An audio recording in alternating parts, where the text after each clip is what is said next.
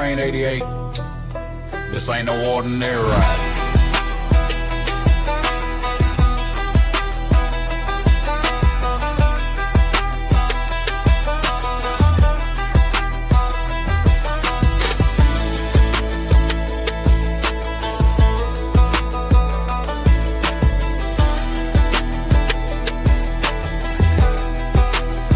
We roll with legacy, love, and fire in our bones. Let's go. Let's go. Boots on the ground, banjo in my hand. True train rolling through this promised land. Chief Mike lit the torch, now sheepdog lead. Matriarch's grace, yeah, that's all we need. Fiddle crying like a spirit in the wind. Bass thumping like the truth setting in. We don't follow trends, we follow the flame. True Train 88, remember the name. True Train 88, rolling through the night, guided by the chief. We're rising to the light. With the matriarch's grace, we stand as one. The power of the sheepdog's love, our rising sun. OCO, we gather, hearts open wide. Gadoogie in motion, love as a guide. GVUE, we sing to the sky. Holy hill is deep, joy never dies. Red cardinal flying, wings in the breeze. Banjo strumming like a prayer on its knees. You carry the promise, you carry the flame. In our rising tribe, we call your name. White old matriarch, for your sacred way. Your generosity lights our day. Your grace is the fire in our tribal dream. Your love flows strong in every stream.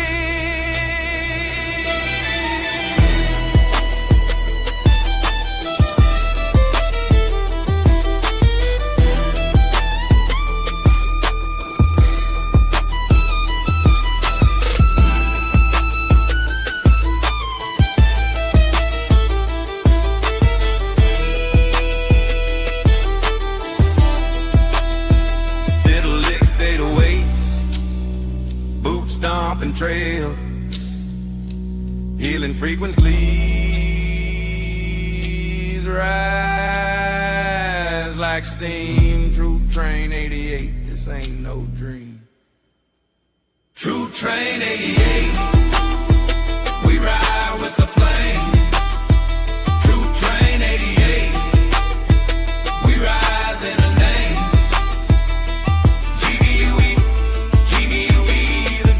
Goes on in the power of love. We are never gone.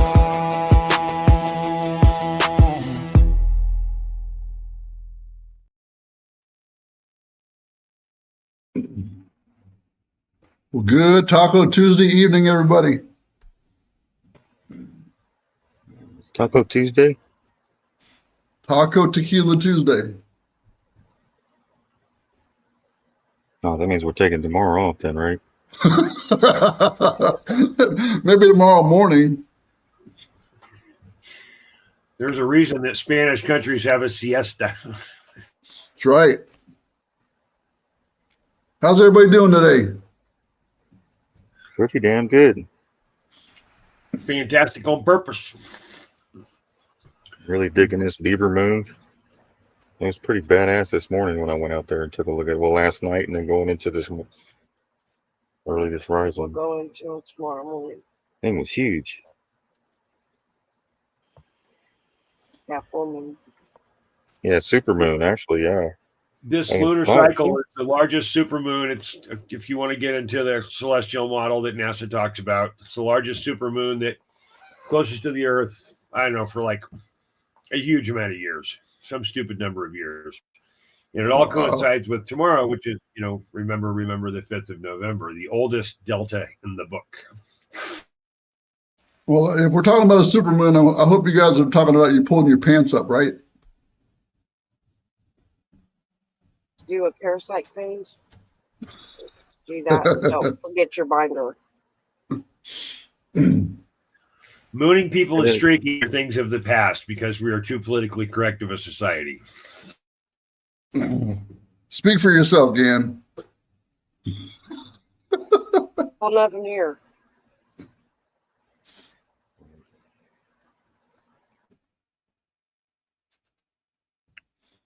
Speaking of Bieber, Dick Cheney passed away today. Yes.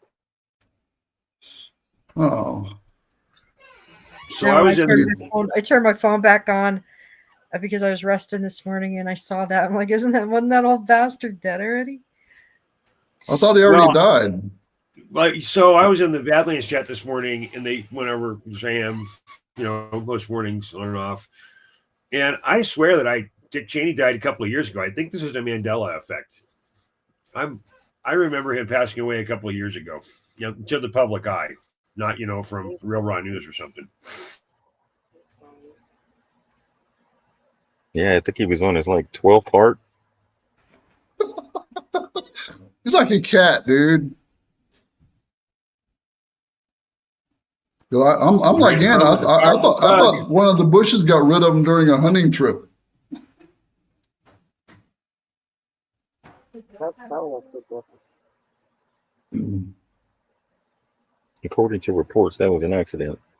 Yeah. What was that, judge? Oh, he shot a judge? No, the judge that was shot. What was his name? Hunting. Oh, I don't know. I can't remember. The one that looks like Steve Bannon. Oh, Yeah. Steve Scalise? Scalise, yes. Oh, when he went to the hunting lodge. Yes. Several gets accidentally. That was a while ago. I was thinking a couple of years ago he passed. So I saw that this morning. I was like, wait, this is a rerun. Reruns. Where are we? Well, do we need to have a moment of silence for Mr. Cheney? I heard that laugh. I wish I had a soundboard right now. I'll give you. Let's get a moment of silence for Dick Cheney. Pull my finger. Oh, wait, wrong moment of silence. I'm sorry. Where's that moment of silence, Gan? Not a colon cleansing.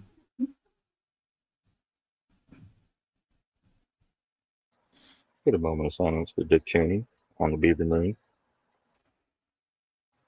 Anyways, there's a shortage of hunters in Ohio.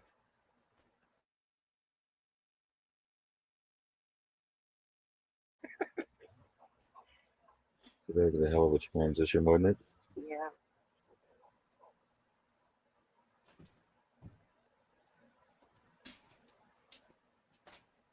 So, one of these days, I guess we could all go snipe hunting.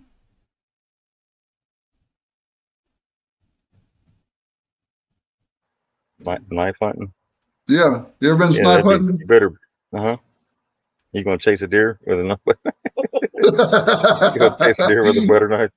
That's it. Uh-oh. Gan must have got blackballed for his pull my finger comment. He dropped off. He's probably trying to share something.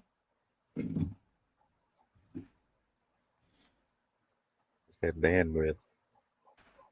Oh, buddy. Yeah, it's startling. Yeah, startling. He's back.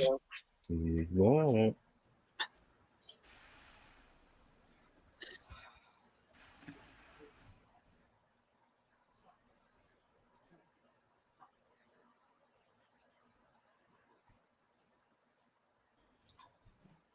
Let's see if something he wants to share. Is it on Facebook? I don't know. I know Gan. I talked to Gan earlier. He had some things that he wanted to bring to the table and share today. Didn't know what you guys had planned. Yeah, go ahead. You want to take the lead here, Gan? What you got, brother? Oh, I can. It might be helpful if you run the video instead of me, Mike. On the Gandalf Rumble page, there's that Mind Matrix video that I put up the other day. I got it queued up. Okay, so I want to talk about this for a second. This is from a year ago, actually a little over a year ago. Mike and I were researching stuff around the around a specific chipset, Willow chipset that Microsoft was touting as the next step in quantum computing. And if you watched the 60 Minutes interview that Trump did a couple of days ago, he talks about these really super duper advanced chips that only the US is going to have access to, that NVIDIA, who's making the chipset, will be able to sell some stuff into no, it's not a Hasselhoff video. There's some stuff, but not the really advanced stuff. We were the only ones that were going to have that, because we're going to be the leaders in AI, and we're going to be the leaders in quantum. And I know that Mike has got, Durendal has got a little bit of backup on this with the IoT, Internet of Things. And really, my point here is that it's super duper important that you protect your intention, and that you protect your DNA, of course, post 4966, but out of the Q side. But it's very easy to go down the slippery slope of giving away your energy into this digital environment. And it's very difficult not to engage with. It's a little easier for me. I live up here in the mountains, and I spend most of my time with animals. But if you've got to sit down and engage with your computer, there's this whole Internet of Things that's happening, and we are the thing in the Internet of Things. And if we stand up against that, there has to be enough of us that are standing outside of the matrix to be able to draw the others out. Someone's got to go back into the burning digital building and help those that we love. So that this, there's a little bit of an echo in this video. I think it's the reason that I didn't put it up last year. It's not too horrible, but that's from when I made it. It was early in my AI video making play. But this is from a year ago, a little over a year ago. And Mike and I were doing a lot of research down the line at the time. But the digital world has an impression upon us. Our laws of physics and quantum engagement tell us that observation is the most powerful component in the outcome of a quantum calculation. And the thing that Mike and I were talking about bringing forward most directly is that when we use our energy, our intention, our love for others, our engagement, that is the observation that defines our reality. So to say that a different way, when you pick a side, yes or no, left or right, black pill, red pill, whatever, that's defined by this Piscean age that we're exiting, and we're heading into the Aquarian age, which is very much a quantum engagement. In the Aquarian mindset, there is no division, there is only harmony. So what the quantum computers are attempting to do is to define the unknowns, the unobservable or yet to be observed in the Aquarian age. That's the wall that is being put up around us.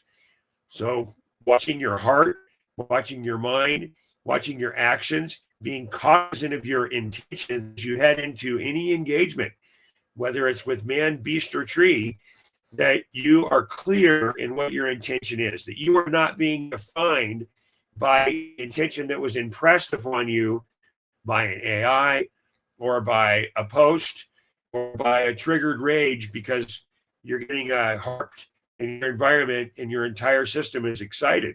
To be able to find that peace of mind, peace of heart, and peace of spirit, that is where you're very, very hard to reach. You're hard to be sold into the fear model of whatever it may be, because there's a lot of fear out there. There's a lot of ways that you can get engaged with it. So, Mike, you want to cue up that video and Durendal? And yes, sir. It's about 10 minutes. Coming up.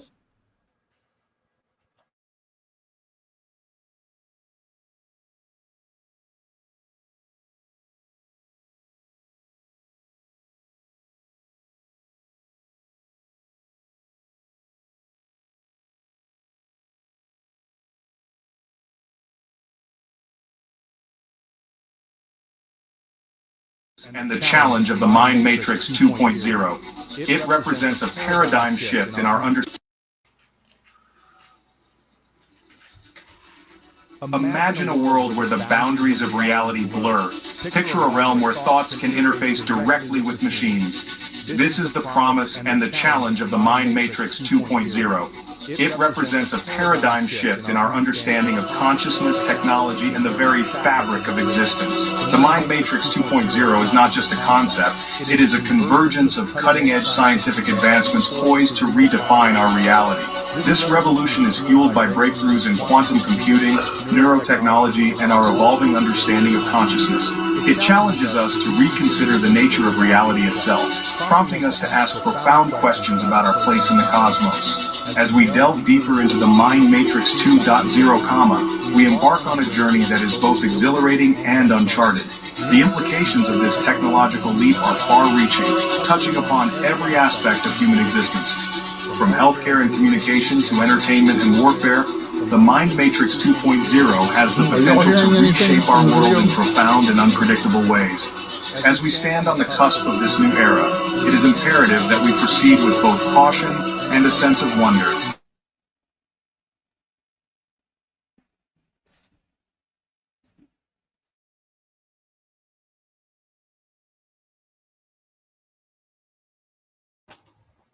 We had sound before, Durendal.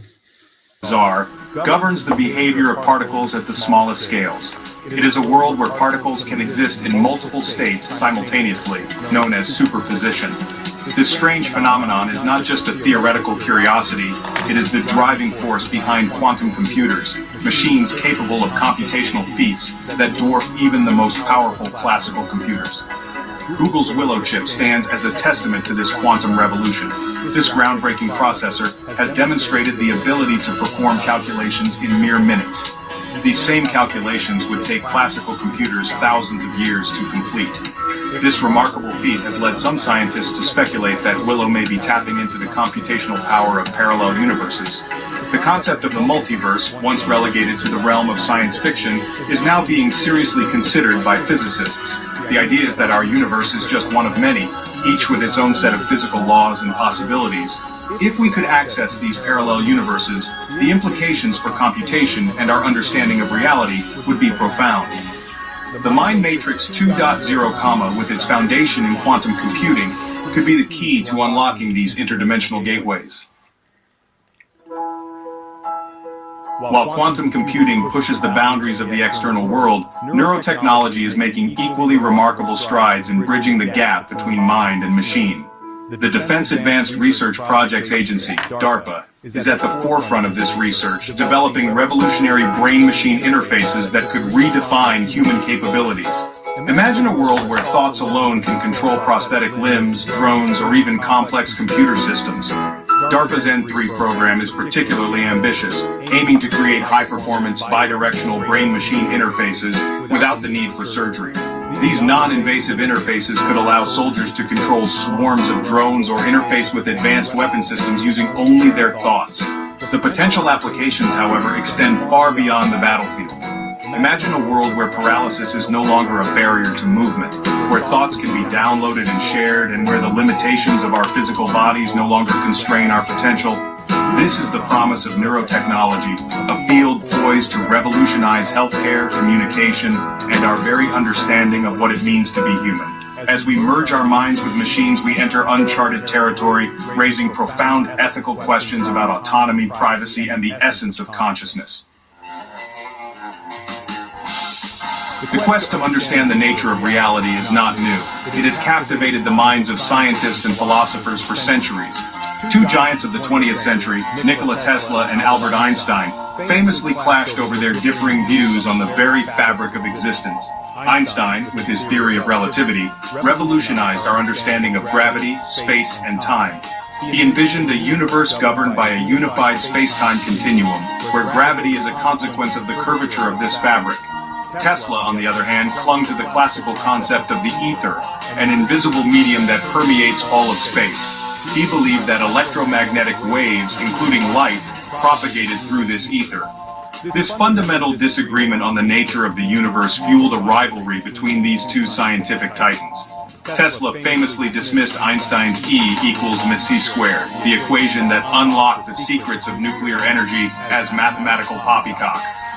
While Einstein's theories ultimately gained wider acceptance, Tesla's ideas about the ether and the nature of electromagnetism continue to intrigue some scientists today. Some argue that a deeper understanding of Tesla's work could hold the key to unlocking new forms of energy and even unifying gravity with the other fundamental forces of nature. The debate between Tesla and Einstein highlights the ever-evolving nature of scientific inquiry. It serves as a reminder that even the most established theories are subject to revision or replacement as our understanding of the universe deepens. Section 5, Schrödinger's cat, a quantum puzzle. One of the most baffling aspects of quantum mechanics is the concept of superposition, where a particle can exist in multiple states simultaneously. To illustrate this paradox, Erwin Schrödinger, one of the pioneers of quantum theory, proposed a now famous thought experiment involving a cat. Imagine a cat sealed inside a box with a device that has a 50% chance of releasing a lethal poison. According to quantum mechanics, until the box is opened and observed, the cat exists in a superposition of states. It is both alive and dead at the same time. Only upon observation does the cat's fate collapse into a single reality, either alive or dead. Schrödinger's cat, while a purely hypothetical scenario, highlights the bizarre and counterintuitive nature of the quantum world. It challenges our everyday understanding of reality, where objects exist in a single definite state. The experiment raises profound questions about the role of observation in quantum mechanics and the very nature of reality itself. Does the act of observation somehow influence the outcome of quantum events? Or is there a deeper reality beyond our current understanding? Section 6, the Symphony of Consciousness. Exploring the 528 Hz frequency. The human mind, with its capacity for thought, emotion, and creativity, remains one of the greatest mysteries of science. While we have made significant strides in understanding the brain, the nature of consciousness itself continues to elude us. Some researchers believe that consciousness may be connected to specific frequencies of energy or vibration within the brain. One such frequency that has garnered attention is 528 Hz, often referred to as the love frequency. Proponents claim that this frequency has a profound effect on human consciousness, promoting feelings of love, peace, and healing. They point to its use in ancient music and religious ceremonies as evidence of its power. While scientific evidence to support these claims is limited, anecdotal reports and the enduring fascination with 528 Hz suggest that there may be more to this frequency than meets the eye. Could certain frequencies of sound or vibration hold the key to unlocking hidden potentials within the human mind? The exploration of consciousness and its relationship to frequency is a frontier of science that is both exciting and potentially paradigm-shifting.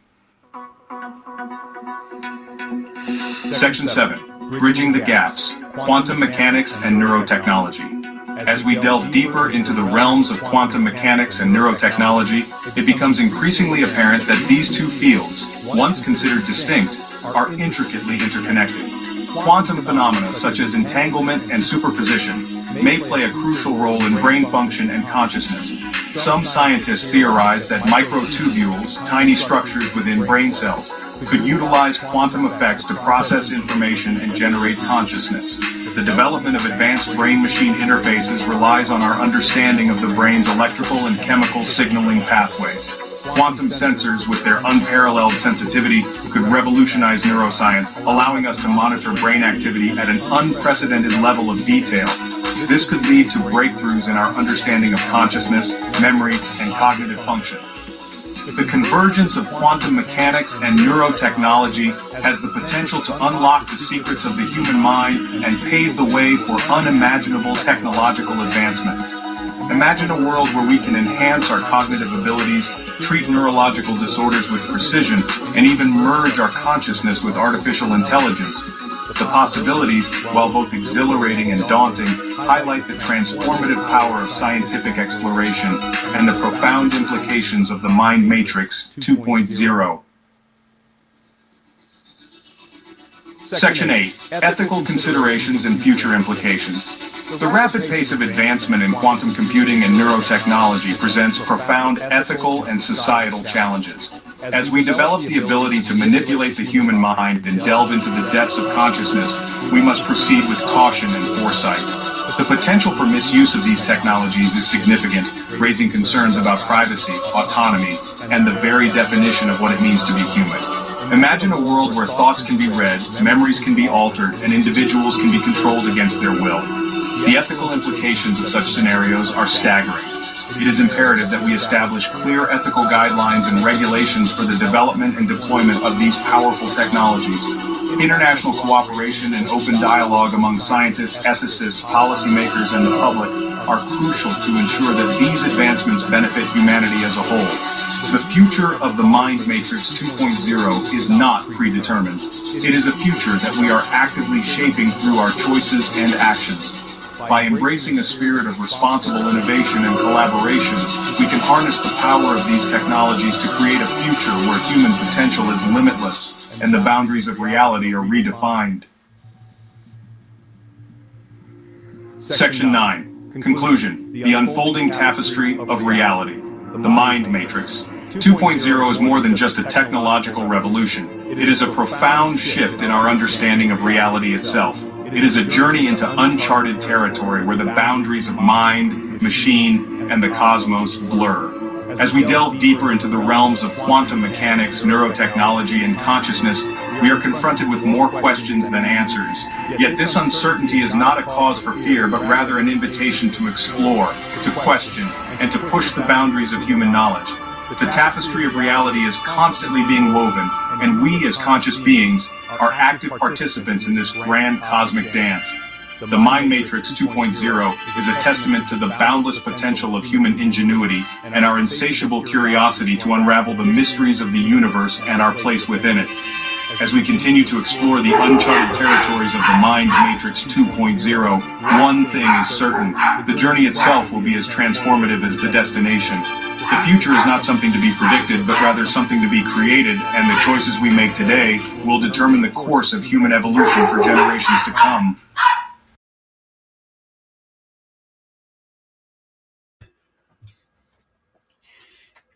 I had forgotten there was barking in the end of that as well. So the point that I was making when I was making that video a year ago is that this overwhelming engagement that we have with technology has lasting effect.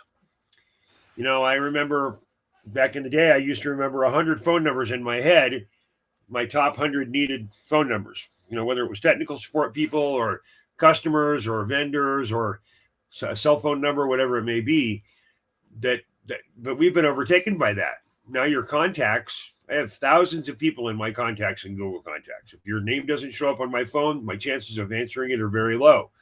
So that's me bringing a filter into my existence based on a crutch. And that crutch is I no longer have to remember, you know, 1,000 or however many digits that would be, 100 phone numbers at 10 digits each. You know, that you're into the thousands of digits that are broken into specific phylum and species within your head. I mean, everyone can remember Jenny's phone number, you know, 867-5309. That was ground into us. So what are the other things that you're making yourself susceptible to as you use either an AI engine for research or these are small mental exercises that we just stop doing. And any muscle that you stop using becomes atrophied. And that atrophied muscle will not work or it will be pulled or strained when it becomes under stress again. And that's critical thinking. That's getting through cognitive dissonance when someone tells you something that you are positive can't be true, a Mandela effect of some sort. And we're doing this to ourselves. The superposition that is discussed with the analogy of Schrodinger's cat is very interesting as well, because it is only observation that allows you to overcome the unknown. So you don't know, in Schrodinger's example, the cat is in the box and there's a bowl of poison cat food, and you don't know whether or not the cat has eaten the food or not, but you know eventually he will. So this is a quantum entanglement problem.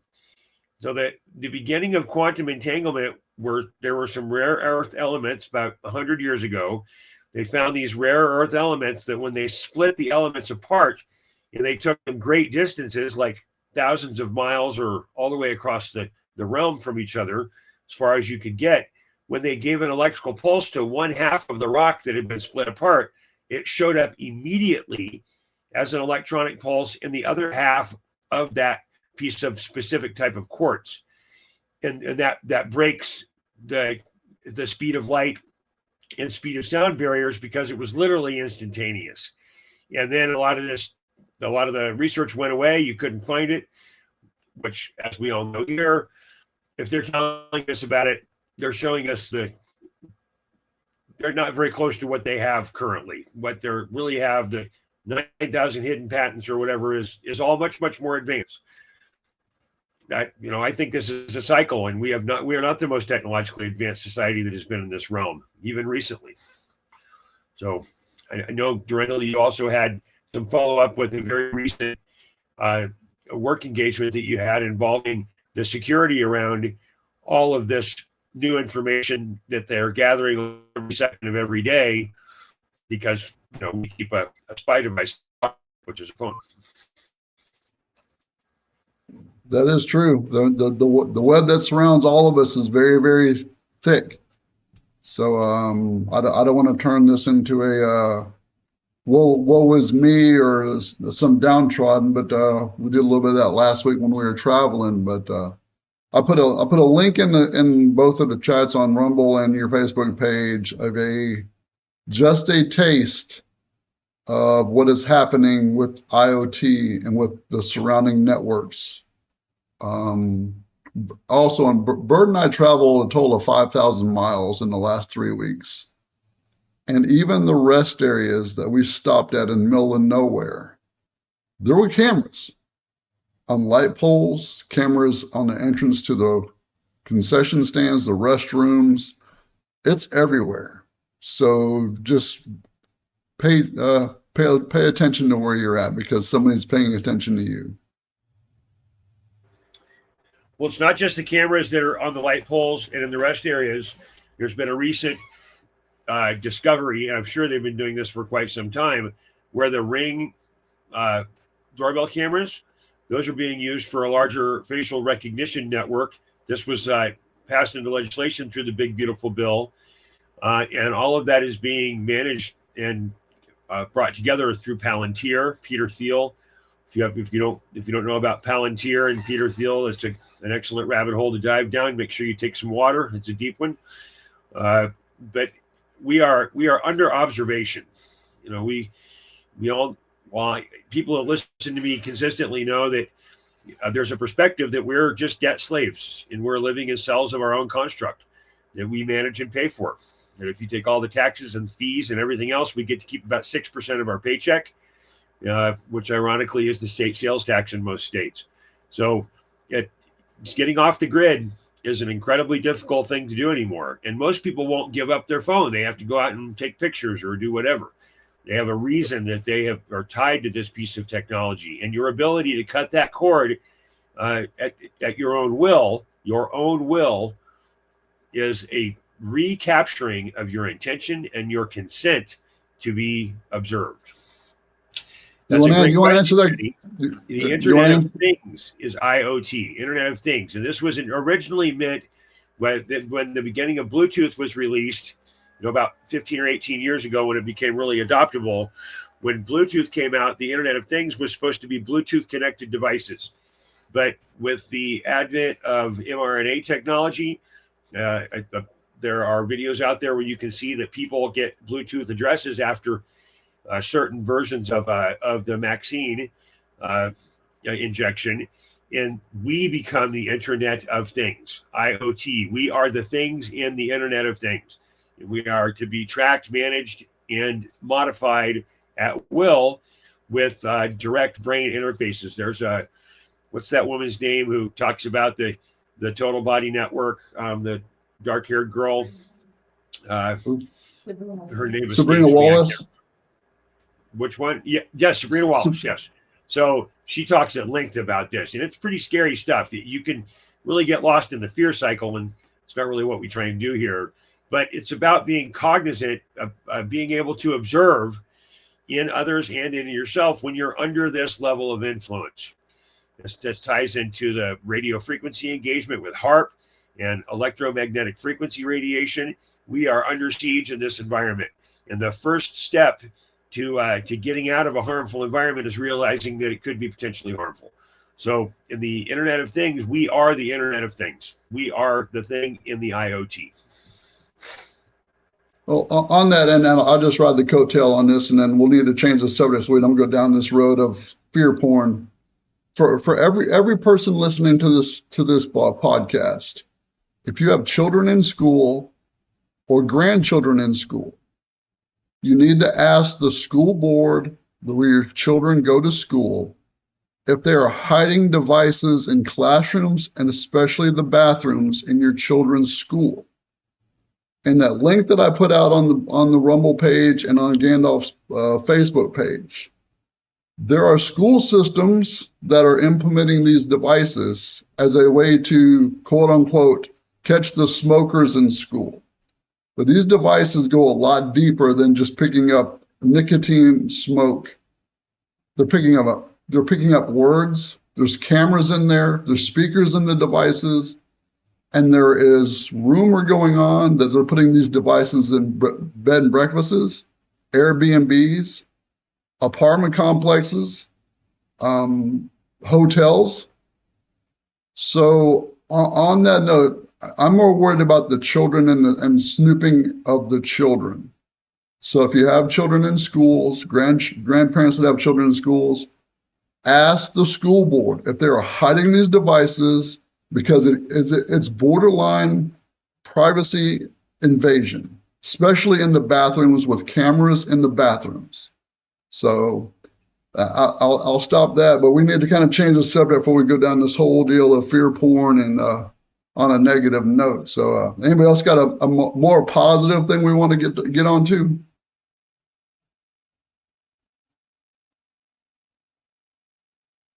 Sheepdog, you got something you want to brighten our day with?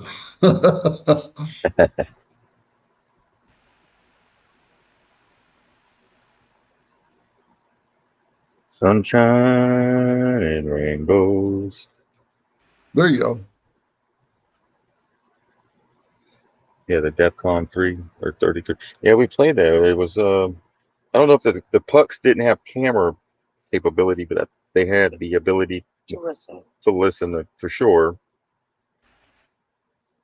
And especially if a high school student can hack it, then it's hackable. And when you take it apart, you get the Raspberry Pi software in there. Yep. That Right. video on the morning chat and the show the other day. So it's really cheaply put together, but it's sold for what, $1,500 to the schools, $2,000 a piece. Yeah. That's correct. But you know, it's like that high school student found. This is just another way for them to collect more and more data on us.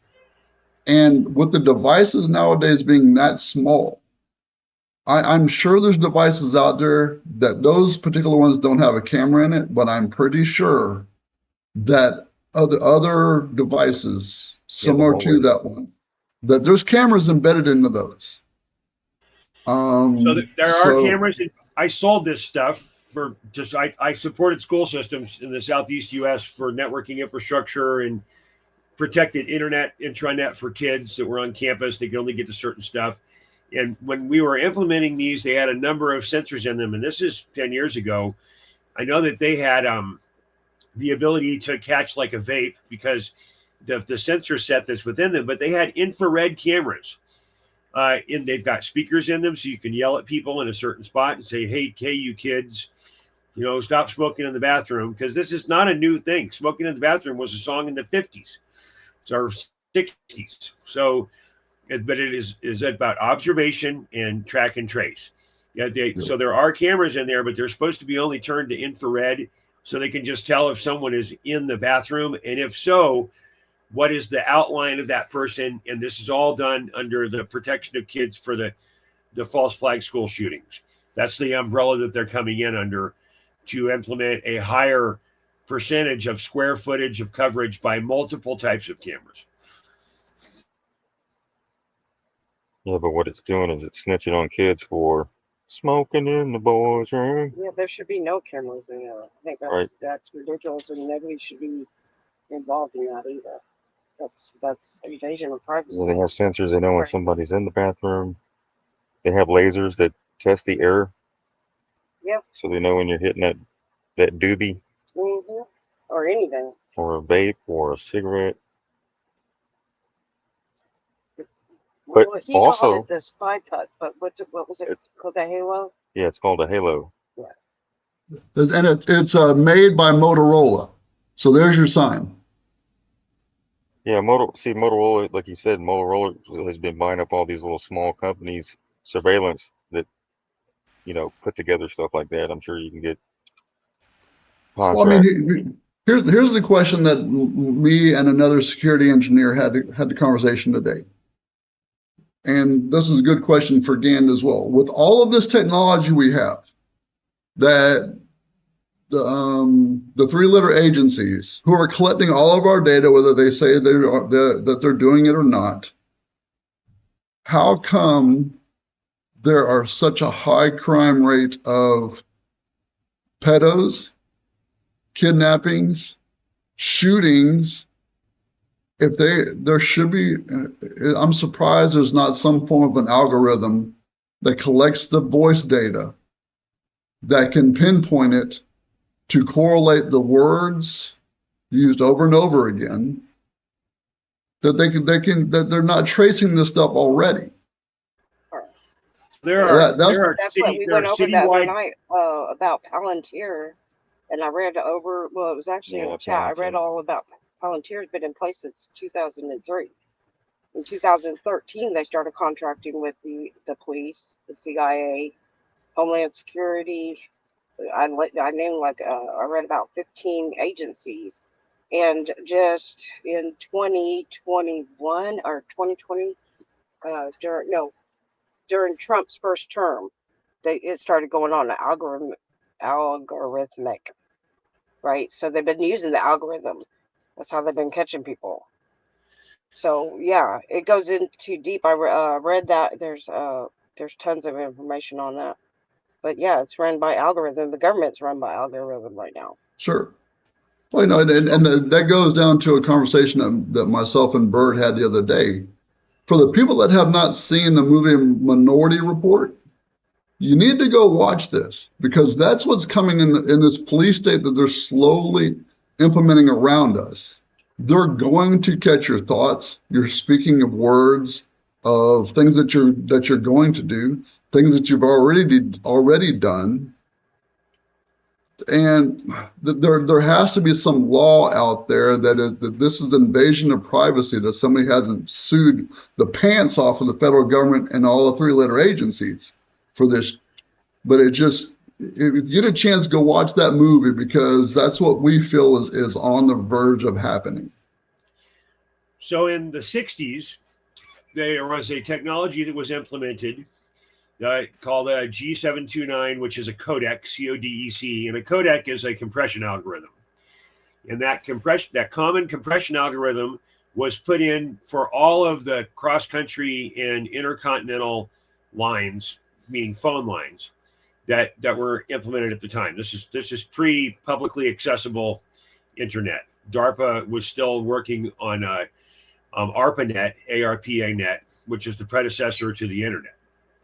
So the G729 codec management system was put in place, and this allowed for a common language for the compression of every single phone call that was made. And also, think about that. This data has been collected for quite some time, 70, 80 years.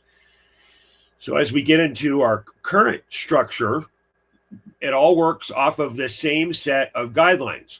So to answer Durandal's question, they're listening to us, this pre-crime that is outlined in the movie that Durandal's talking about here, the Minority Report. It's about prediction.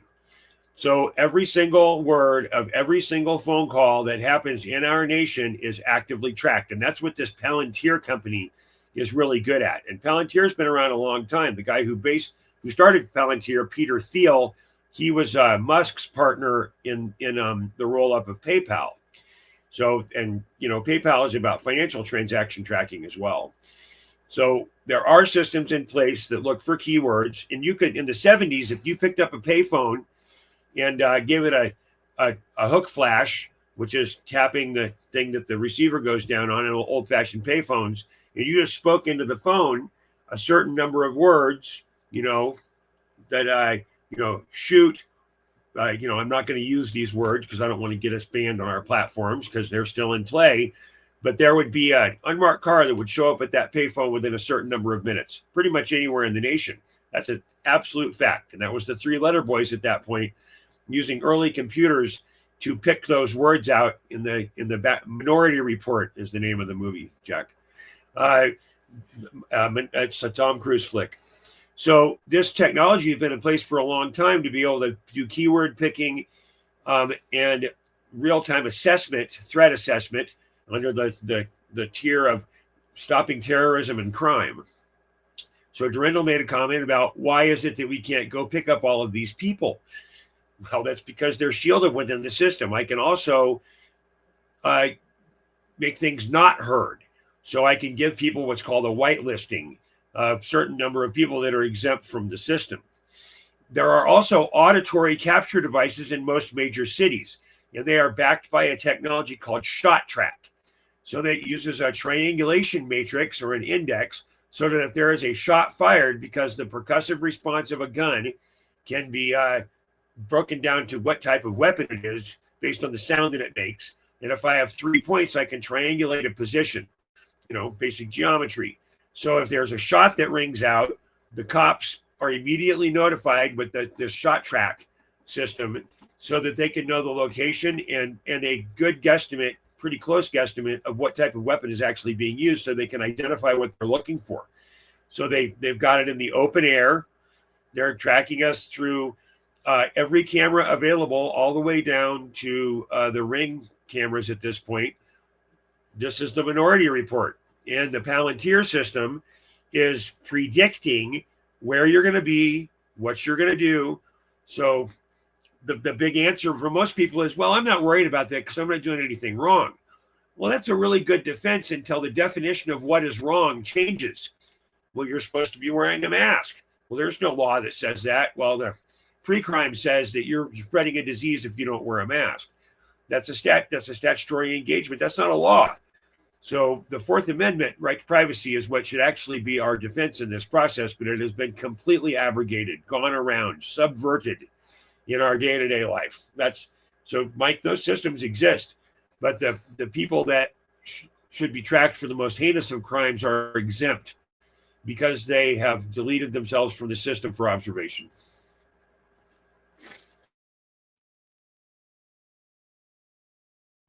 Yeah, if you want to go watch the Humanity Bureau also with Nicolas Cage, that'll give you an idea.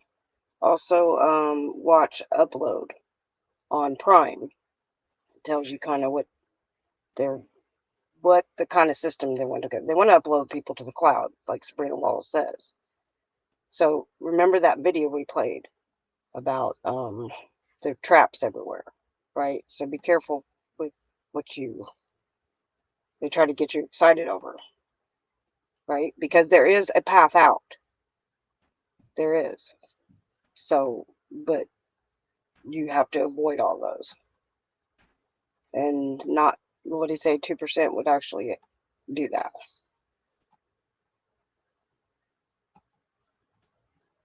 But yeah, Humanity Bureau with Nicolas Cage and Upload on Prime. Yep.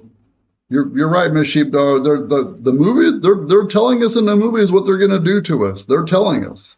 Oh yeah. Yep. And like they said, let's see, where's my notes? Walter Cronkite told you in the 60s. They Yep. already have what they call Sky Shield, right? It's a planetary grid. It involves the Pentagon and NORAD.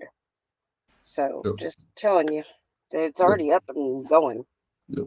And to answer Xenotheo's question, that this isn't just happening here. Now, I will say that we are probably the U.S. is probably the worst of doing this, but this is happening in the U.K. This is happening everywhere. That they're tracking every single person Worldwide in their countries. So this isn't just here. This is everywhere, and all of this data is being sent to some form of AWS, some form of cloud that AI is going to filter through, and they're going to start profiling people.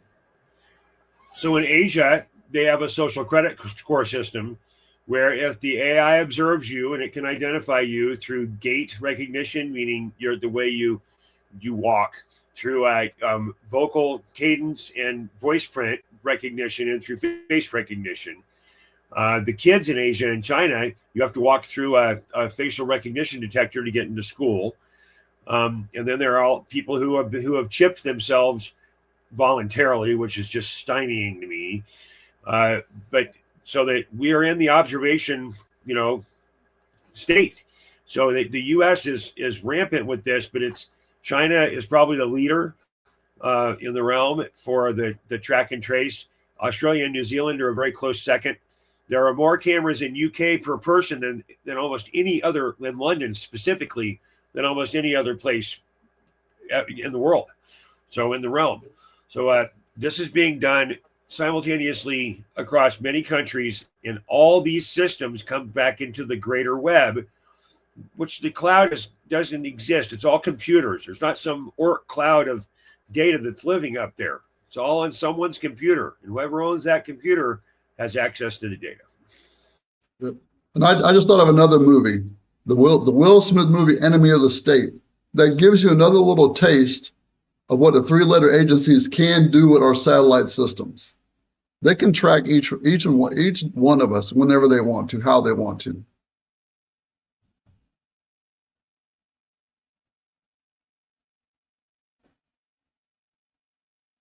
Yeah, they already have all our biometrics. Yep, So they do. it's almost avoidable. But yeah, so what they're going to do is they're going to do, apparently they're going to do some announcement and, tell the truth, which they have to. And then there will be lots going on, right? So you have to make decisions. Yep. To me, as a father and a husband and a friend and doing what I do for a living, I have to put this cloud of protection around my family, around my friends, and especially we need to think about doing what we can to protect the children. And right now, our children are oblivious to all this technology of what's being spied on and what's being watched. So for grandparents and parents, it goes back to my original statement. Just pay attention to what's going on with your kids and where your kids are at. Right. And we played that video from DEFCON on YouTube about the quantum, right? They're trying to get it done by 2030 because they were talking about the solar flares affecting the quantum, and that nothing's unhackable, right? So Especially the faster the computing gets, the they can delete your easier. account. Any of those stable coins, any Bitcoin, they can delete it completely out. So just saying. Once they can actually harness the quantum physics and quantum computers, nothing is unhackable at that point. That's already been done. We're there. The computing baselines exist. It's all about power consumption. You need to, and Trump mentioned this on his 60 Minutes interview, and I know this to be true because of some of the projects that I'm trying to get billable in here the last 8 or 10 months. They're building private power plants to serve just the building. I mean, we're on the way to it being in all of our faces about the availability of us to serve the system. Yes, it's all about the children and the kids these days. They grew up in front of a screen. To not have a screen is trying to take an iPad away from an 8-year-old. It's a nuclear war. So that it's all about observation. You have to stand up in your sovereign spirit, and that is very difficult to do if you've got an AI plugged into your ear. We were talking about the data centers, right? How much water it uses, and that's what they're pumping the gas for, the oil, It's for the data centers, Yep. right? Drill, baby, drill. Yeah, it's for the data centers. So and they have massive ones, and they have plans for massive more ones. So The new private power plants are small nuclear, which leads to why we're doing more nuclear testing. yep, exactly. Yeah, Trump said dust them nukes off. Got to make sure they work. So like the gentleman was talking about, there is going to be a path that you can take, or you can go into these different things. So Yeah, they also in the the military guy, yeah. So you'll have to make the decision then. also in the chat, there was a parent that spoke up and she said that they have QR codes that they have to scan when they leave the classroom Yeah, and when they return and stuff like that. yeah, they're already conditioning them. So I don't think y'all realize how far ahead they are. They're already there. That like they said, they act like they're behind. They're already there. They're already working on the next generation and ain't even old enough to get a job yet. But here's the kicker. How come no parents have questioned that? Ew. People have just rolled over and agreed to it, and nobody's questioned it. I can promise you, if we still had kids in school, I would be in their face all the time about why. Did you sign any paperwork that requires that? No. Somebody needs to start asking those questions of the school system, the colleges, because like Sheepdog said, they're just conditioning our children now at a very young age, 5, 6, 7 years old. They're already conditioning them to not question it, what's going on, just accept it. We have to question why and what the paperwork, the legality for them to do that, to scan a QR code to let your child in school, to let them out of the classroom. Well, I like to see the documentation. I like to see the paperwork that requires that. I believe at some point they want to get rid of the teachers. Oh yeah, yeah. They are. So that way the AI or the computer system knows when you leave, the human leaves the classroom and when it re-enters. So it'll have a log. That's why they won't need Because the police either. they're just testing out something for the future that the present teachers aren't being quite aware of. Some are, and I believe that's why a lot quit. But that's just Right. Yep. They don't need judges. They don't need police officers. They don't need a lot of things because they have all this already in place. they just put your kid in the classroom, hit them in front of watch a few AI videos, Just and like do a test on the computer, go home. just like that video they showed in China, where the little kids go up there, they scan their thing when they will go in. They have a monitor that's an AI that teaches them. Yeah, it's exactly what they want to do, and they're in competition with China with that type of system. That way they can control the curriculum across the board, and they don't have to worry about whether or not a teacher's on being. It's their idea of getting humanity right. It's programming. Yeah. The future. But they're also by the time with them doing that though, and I'm thinking about, and like I said, I spend 9, 10 hours a day in this cyber stuff. They're taking the human element away from our children. Kids, if you can find children, elementary, junior high school, that can actually have a conversation, it's because they have good home life, they have good friends that they can have a conversation. But for them to do this, to quote unquote eventually take the teachers out of the classroom, they're already doing this with specific jobs. They're taking the human element out of our society, and the whole function of speech and communication is going to suffer. Why? Because now we have Chat GPT constructing emails and documents and thesis. When does the human brain, like Gann said something about 20 minutes ago, if you don't use your mind, you end up losing.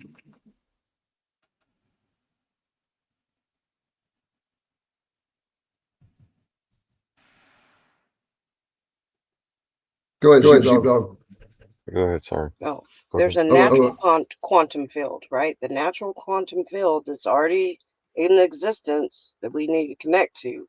not the artificial quantum field. That's an overlay over the original the creator has. So, That's it. you'll have to make those decisions. So it's a race for the quantum computers, and they're saying Q Day is going to be 2035, but they're sounding the alarm saying no, we got to be ready way before 2030. Um, it's not going to be in time to. I think they're trying to migrate to something else. Yes. Yes. And that they're already having glitches, right? So they're trying to speed it up to beat the Right. Q. They're calling it Y2Q instead of Yeah. Y2K. Right. They're trying to beat the Q. The Q is I don't know what that is, but it's what they have to beat to It's the keep it Q. going. Yes. Quantum computing is what it is. Because they said the Q will shut it down, just like Y2K. They thought it was going to happen then, Yeah. but it's Well, gonna. it's because of the zeros and the ones. They only had 2 numbers in it in the codes. Right. So now they have multiple. Right. So they're trying to beat it, so we don't have a Q day or a Y2K day where Y2Q. all the infrastructure goes out. Y'all remember that? Remember Yeah. Y2K? Everything was supposed to. Y2K. Yeah. Oh yeah, I I remember. made a lot of You're money still that breathing, right? year. Are y'all still breathing? I'm still here, so I guess we survived it. Yeah, I'm good. All right, just checking. Well, y'all were talking about old emails and talking about retro computers, and I went back and I was watching this little clip here earlier today from 1984, 1980s technology, and right here it has Oracle. Isn't that funny? Yeah. Isn't that funny? Hmm. That Oracle is the one that's got the $500 billion investment into the AI tech for the possibility of curing cancer or whatever other things they want to use it for. Oh yeah. The database. Palantir, Gotham City. That's one of their programs. Really called Gotham City. It's crazy. And it shows some of the items that Gandalf was talking about right here. So I found this, and I caught that Oracle. I was wanting to show. And I was also have been looking into the computers going way back to '67. They were telling us Walter Cronkite laid it all out, man. He really did. They really did it. And then see right here, 1994, the VR headsets already. Mm-hmm. Now in 2025, it's being sold to us like it's something new, and Right. here's a guy who has it in 1994. I mean, it wasn't the best. I'm sure they had to improve it, but Hey, Sheepdog, are you showing something over your right now? You got your X.com screen showing. I didn't know if you were trying to show something else. Yeah, let me show. I was sharing a long time ago. Let me go to. Yeah, let's do this one. Sorry about that. Right here. I'm sorry. Probably right here. You'll see that 1980s technology, 1984 Oracle database. Or they're just talking about how to send emails from like the very beginning. Base Studio to their home. Pat Green and Julian, welcome to Database. Hello, Jane. Hello, Jane. Now, Julian, I see you have your computer linked to the telephone line. Can you tell us how you did that? Yes, well, it's very simple, really. The telephone is connected to the telephone network with a British Telecom plug, and I simply remove the telephone jack from the telecom socket and plug it into this box here, and it's now telling me to make. Extremely simple. And replace the He's receiver. got a rotary phone hooked up to his computer. And that's funny. All right. But I caught the Oracle thing on that one. I want to go to this one.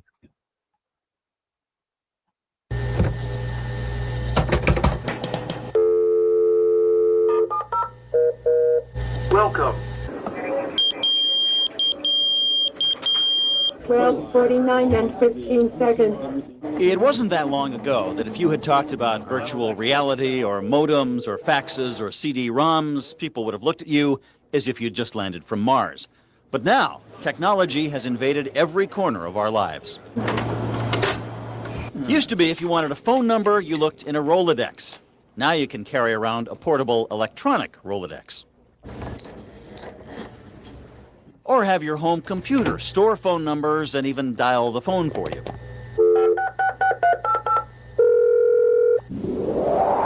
If you wanted to find out about, say, Teddy Roosevelt, you used to look in the encyclopedia. Now with CD-ROM on your computer, there's Teddy himself with pictures and words. And a square deal for every man and every woman.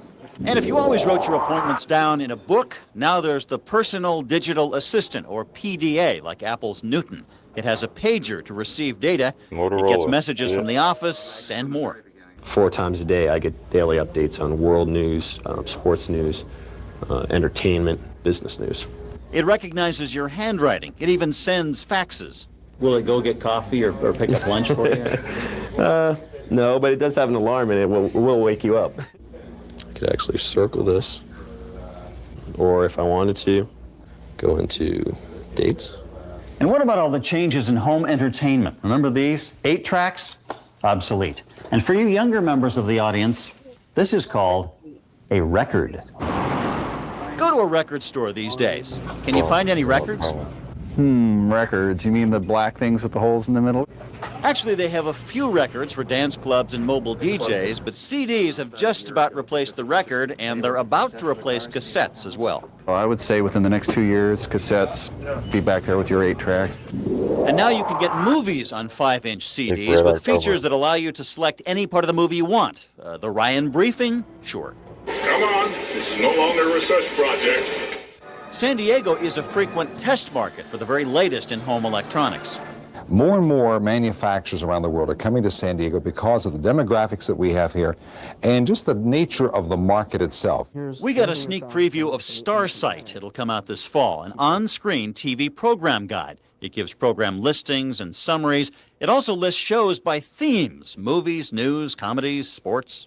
If you're a basketball fan, you want to see what's on, what basketball games you're on. Sure. I go to sports, I go down to basketball, and here are all the basketball-related programs. This will eventually be included in some TV sets and VCRs when you buy them. And things we're already familiar with are getting smaller, a 3-inch color TV screen, and a combination TV set and VCR that fits in your hand. Of course, we're all familiar with portable cellular phones. You've all seen phones like this, but did you ever think they'd get this small? Camcorders are smaller, and now you can use them with your computers. The computer graphics are overlaid on the live video on the camera. You want a small computer? Well, you've heard of laptops. This is a Palm Top. A little hard to type on, but it does a lot. Almost anything you can use a regular PC for, other than maybe big graphics programs, you could do on this. And if you think you have the very latest in computers, just wait a little. A computer that you buy today will likely be obsolete 6 months from now, and there's not a dang thing that you can do about it. Keeping up is hard to do.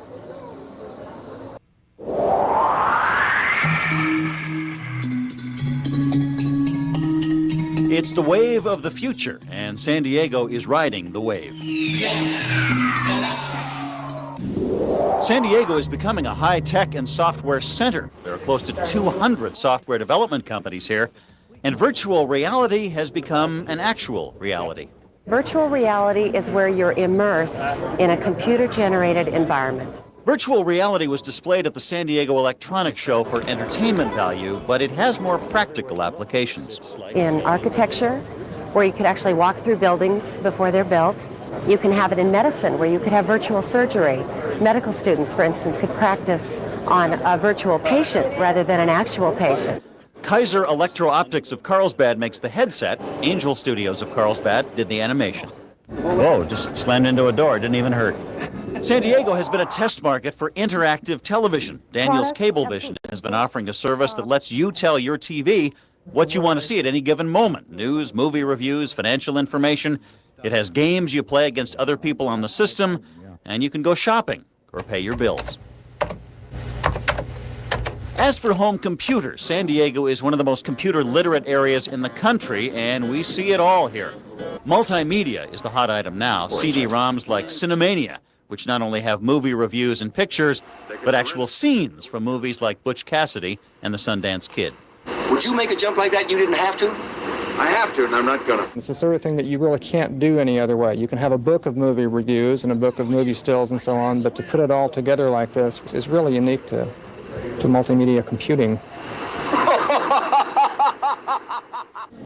The San Diego Zoo has a CD-ROM. Choose an animal and watch. That's what we're here for, to make their day better. And there are the online services, computer bulletin boards, where you can converse with people you've never met or seen. Now, if you just figured out how to program your VCR, all this technology can be a bit too much. The non-technical person can get overwhelmed. Oh, that happened years ago. That happened years ago. We're overwhelmed by it. The future has arrived. Open the pod bay doors, Hal. I'm sorry, Dave. I'm afraid I can't do that. In 2001, there was a talking computer named Hal. In 1994, there's a computer that talks to Hal, or anyone else. Welcome to Macintosh. Thank you. The Apple Mac Quadra responds to voice commands or questions. Computer, what time is it? 12:47 and 14 seconds. That's right. Computer, open calculator. I would much rather have the ability to knock out something. If it's all a bit much, some advice from the experts. Learn about computers before you buy one. The wrong thing to do is just go out and buy a computer and then learn about it. You'll learn, but you'll learn a lot of things that maybe you didn't want to learn. The technology's not getting easier. It's getting more complicated. There is hope, and the power and the things you can do with a computer today are so much better that ultimately it's worth it. And on the horizon, talk of 500 channels on your TV, video movies on demand, information superhighways with everything at your fingertips. Here it comes, ready or not.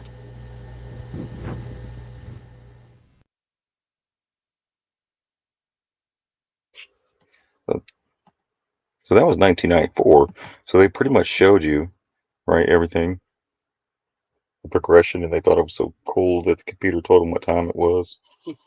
And then, so you've seen the progression of where we're at now, right? So that was about 30 years ago, but we could even go back further. And I'm just going to play a couple of minutes here.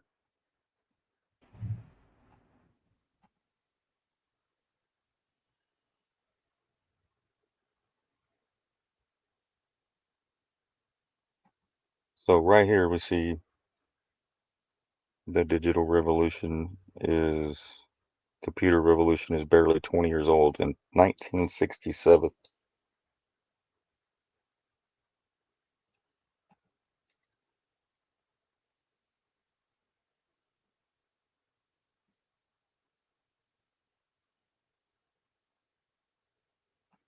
So topics addressed here would be computer-controlled machines, air traffic control systems, medical services and research, problem solving and analysis, computer graphics and voice interference, government database systems, financial and tax information, military systems and space exploration, public research and education.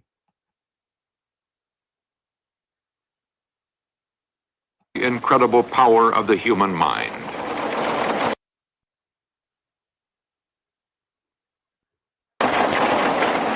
This is the machinery of revolution, a revolution that will amplify the already incredible power of the human mind. The machinery is the computer, and it can run paper mills, where the same techniques can be turned to the problems of making steel. The computer is not limited to industrial chores. It can turn symbols no man can understand into the words that fill his daily newspaper. The impact of the computer on our lives already is incalculable. Soon it will transform an age, and the future will be unthinkable without the computer.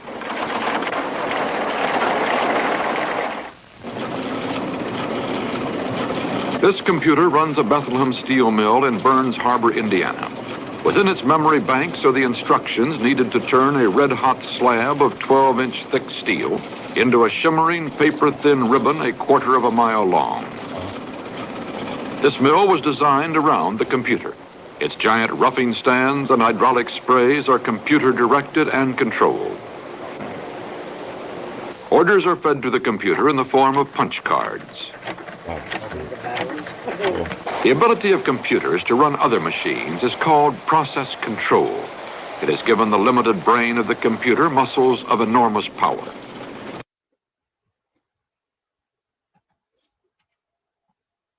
All right. I'm not going to bore you with the whole video. I just wanted to show you what replaced even back then the what was that the word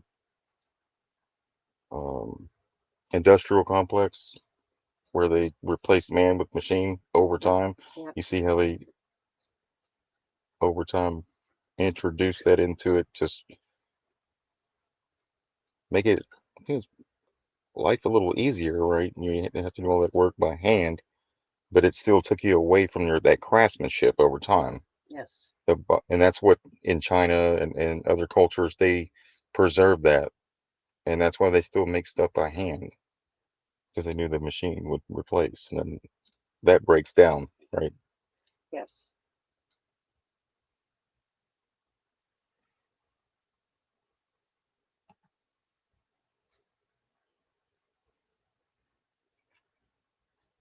So yeah, I've been going back looking at the progression of this and how we got here. It didn't just start. It didn't. No, it's been decades.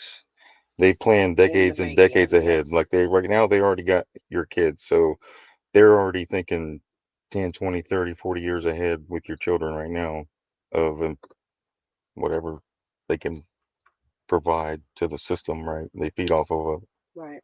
right. It's like in that movie, Leave the World Behind, right?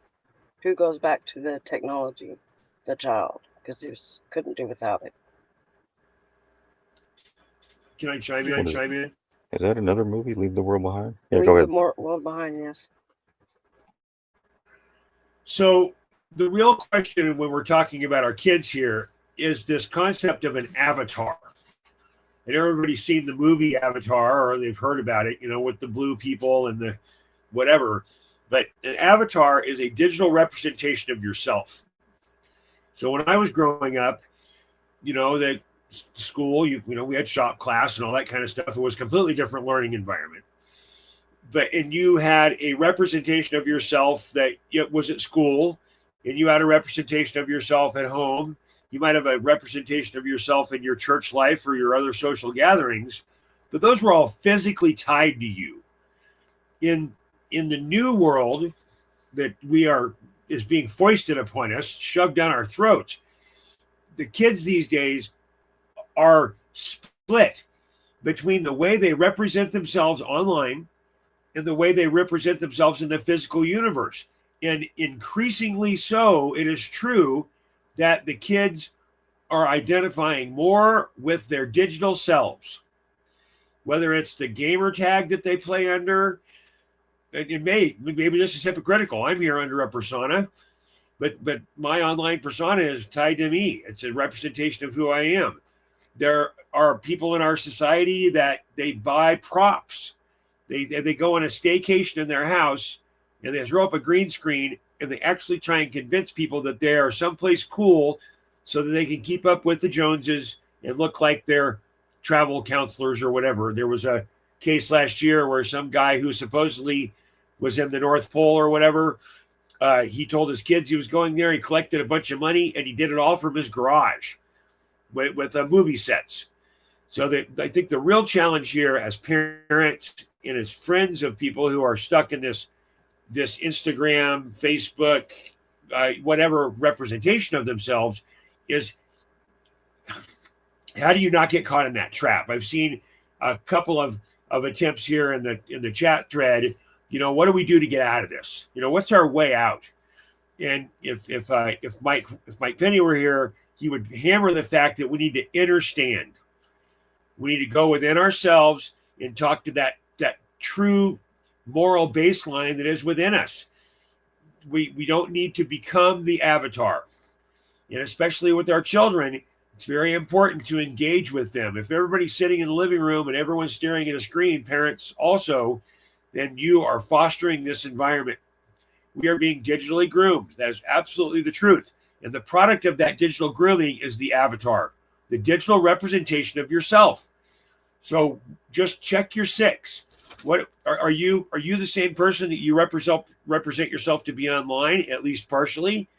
Because that is the slippery slope for especially the adolescents and as children are defining themselves, they're being pushed into trans grooming, and all that becomes available to impact them at a core level because of this engagement with technology and the warping of their self-worth. How do they feel about themselves? How do they see themselves? What is their perception of themselves? Because that's hard enough to do, especially as a teenager. Your body's going through all these changes.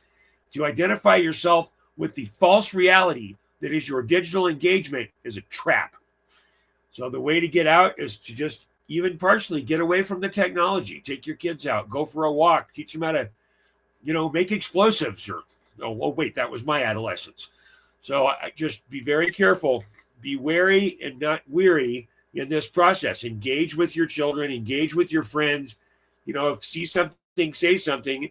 I have done this for many years. If I'm talking to someone and they take out their phone and start looking at it, I just stop talking.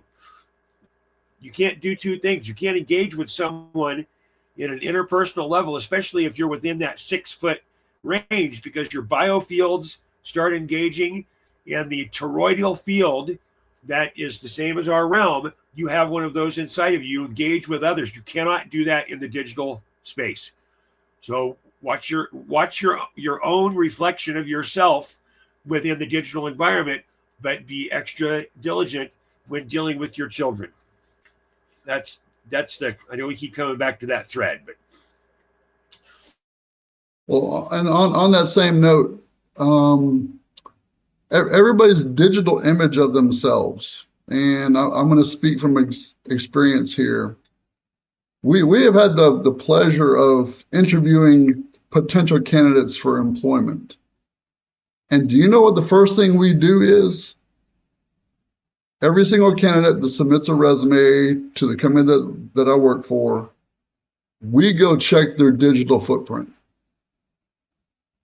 And you will be surprised, maybe you wouldn't be surprised, some of the stuff that we have seen on somebody's digital avatar, Instagram, whatever you want to call it, their digital footprint. So, and you need to remember, and this is where I know we're driving this thing home about the kids. Whatever the kids put on digital media, it's there forever. So, like Gan was saying, are you the same person in your avatar? Or are you the same person in real life?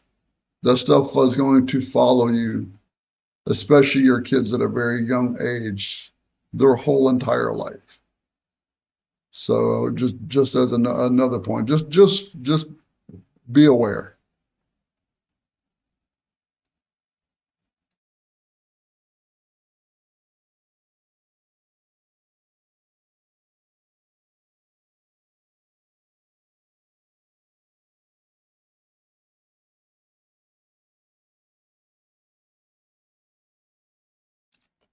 I can honestly say that when Bird titled this show "Catching Dreams," I had no idea where this was going to go. So I guess we turned it into a technology forum podcast tonight. Well, that's what the indigenous was talking, what they were referring to with the dream catchers, right? They Yep. knew about this Skynet. It's not nothing new. Same Right. thing. It's Charlotte's Web, Yes. like the spider weaves it. its web. Yep. Right. Same thing. Yeah, they collect your data, your dreams, everything. That's why they call them the net. The natives call them the net. Net. DNET. Because they can't create, so they use our imagination and our dreams to create their reality. Yeah, the Hopi. And like in that the guy was mentioning Willow in the movie Avatar, that's what she connects her hair to, right? It's called the Willow. Right, the one they want you to connect. You want to disconnect. At some point, it's going to be optional. That's how they're gonna That's how they're going to get to other people, is because they're disconnected. They're Right. right. That's right. Let's test on your Like, everything. go back and watch the Hopi prophecy, and it will tell you there's two roads, right? So you will have an option.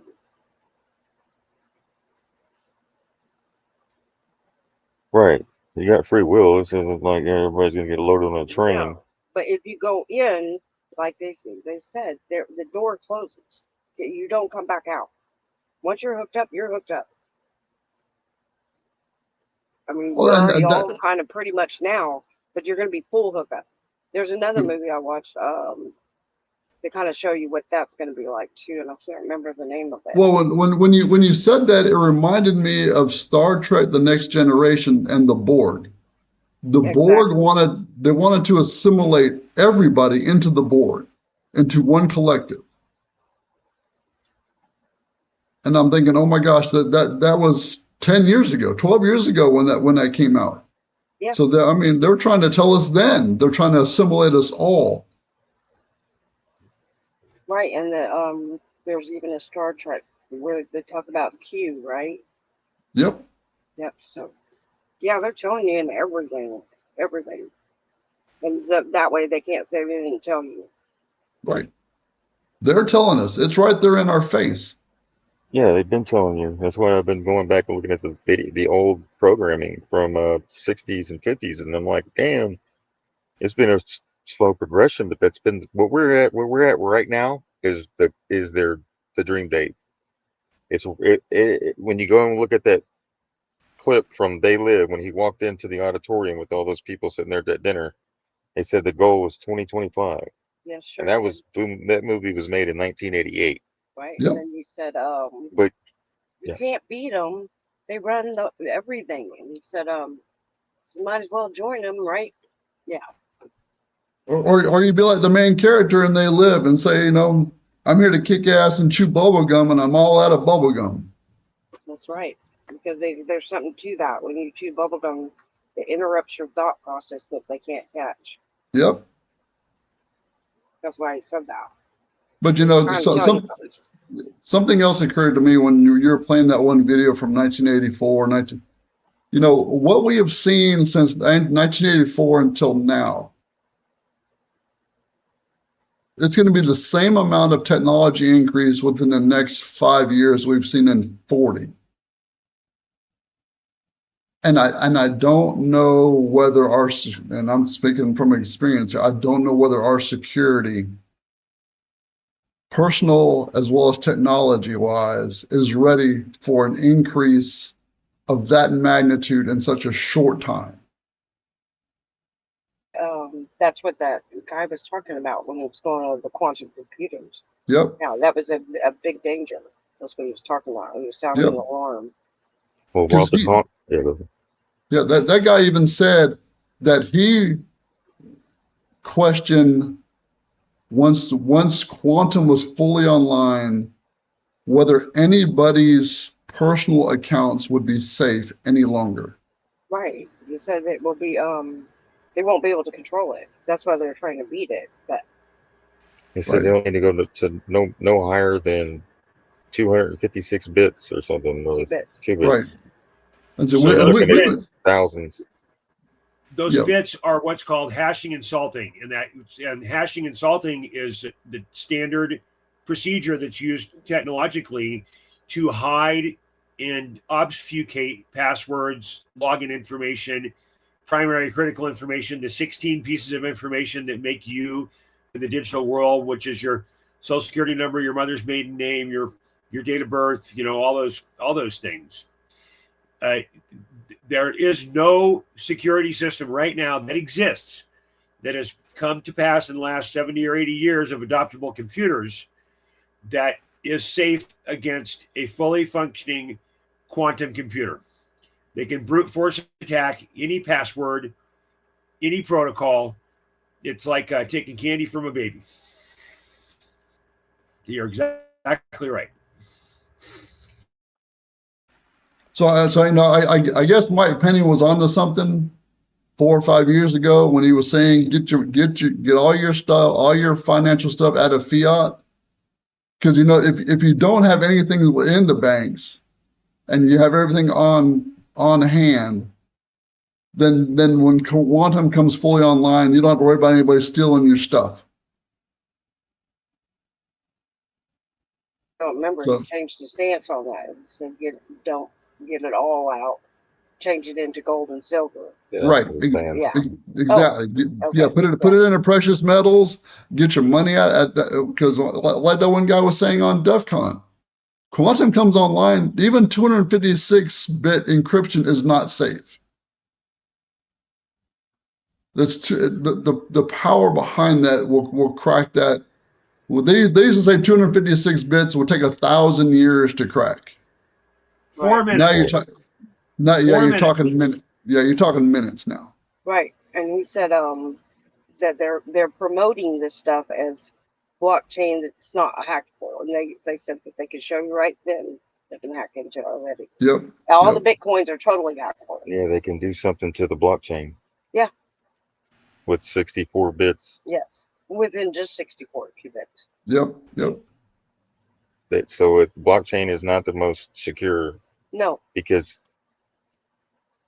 according to the experts, I'm not a computer guy, but that DEF CON thing has a lot of information there, and it shows you how big this battle really is, right? It's not just what we think; it's even bigger than that. He also has another podcast called Post Quantum. There was a gentleman talking on DEF CON. He's got a lot of great information there also. So follow those channels, you'll get a lot of great information. Yep.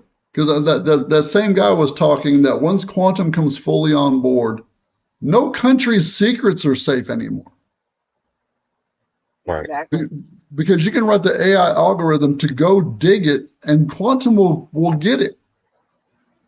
Yep. So nothing will be secret any longer. No, nothing. They say they have it all. Wait till quantum comes fully online, and then they will truly have it all. They surely will. That's right. That's what he was saying. But I mean, that DEF CON, I've watched about a week's worth of it, and there's some good stuff in there. But those guys are just they're worried as well. Oh yeah.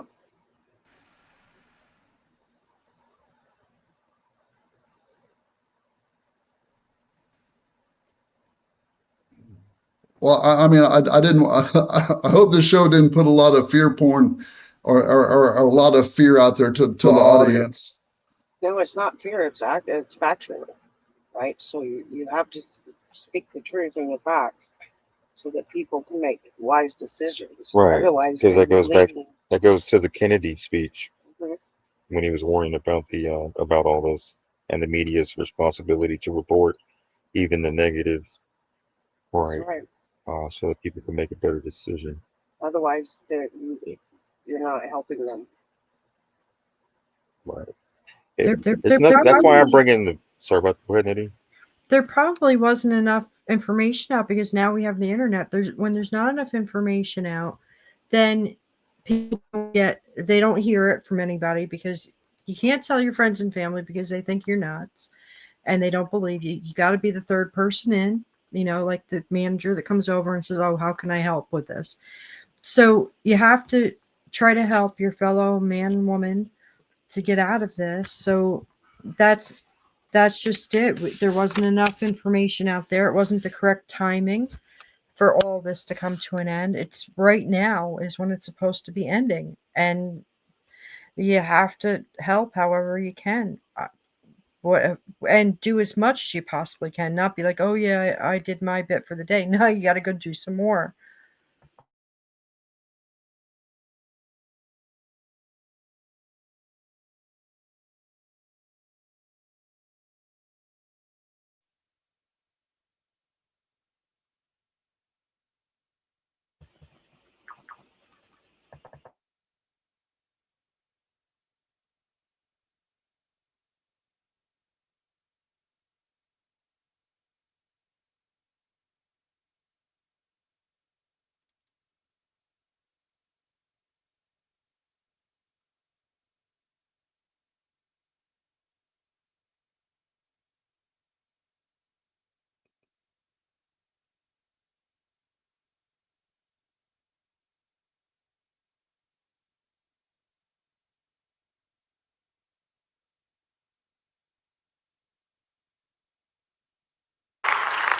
Our projections show that by the year 2025, not only America, but the entire planet will be under the protection and the dominion of this power alliance. The gains have been substantial, both for ourselves and for you, the human power elite.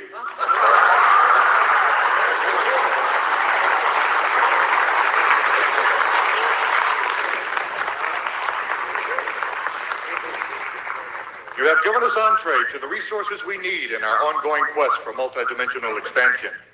And in return, the per capita income of each of you here tonight has grown, in this year alone, by an average 39%.